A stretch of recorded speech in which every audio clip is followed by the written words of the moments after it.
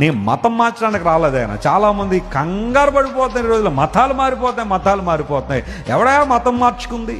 మనసులు మారుతున్నాయి, జీవితాలు మారుతున్నాయి, బ్రతుకులు మారుతున్నాయి. ఒకప్పుడు త్రాగి రోడ్డు మీద పడిపోతున్నాడు, ఈ రోజున యేసుప్రభువునంగి చక్కగా మార్పు చెంది కుటుంబాన్ని ప్రేమిస్తున్నాడు, సంఘాన్ని ప్రేమిస్తున్నాడు, సమాజానికి మేలుకరంగా ఉన్నాడు.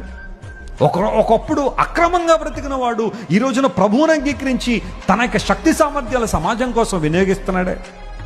ఏం మారుతుంది అంటే కలుషితమైన వాతావరణం నుంచి విడుదల పొంది పవిత్రత దిశగా సాగిపోతున్నారు. స్తోత్రం చెప్పండి, హల్లెలూయా. ఆచారాలు మారుస్తారు, సాంప్రదాయాలు మారుస్తారు, మా దేశాన్ని పాడు చేస్తున్నారు, మీరు మతం మారుస్తున్నారు అన్నాడు ఆయన. వినండి జాగ్రత్తగా. నేనేమన్నానంటే, లేదు మేము మతాన్ని మార్చము, ఆచారాలు సాంప్రదాయాలు మార్చము, మాకు బైబిల్ అలాంటి విషయం మీద ఆజ్ఞ ఇవ్వలేదు.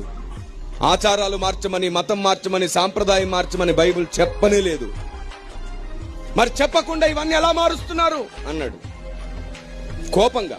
అప్పుడు నేను అన్నాను, ఇప్పటి వరకు ఏ మతం ద్వారా గాని, ఏ రాజకీయ పార్టీ ద్వారా గాని, ఏ సేవా సంస్థ ద్వారా గాని, ఏ పోలీస్ వ్యవస్థ ద్వారా గాని ఇంతవరకు తాగుబోతులు మారలేదు, నరహంతకులు మారలేదు, శాడిస్టులు మారలేదు, పేకాటగాళ్ళు మారలేదు, మంత్రగాళ్ళు మారలేదు.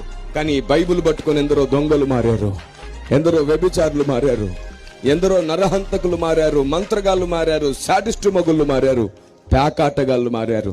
బ్రతుకులను మార్చిన గ్రంథం ఇది, మతాన్ని మార్చే గ్రంథం కాదు.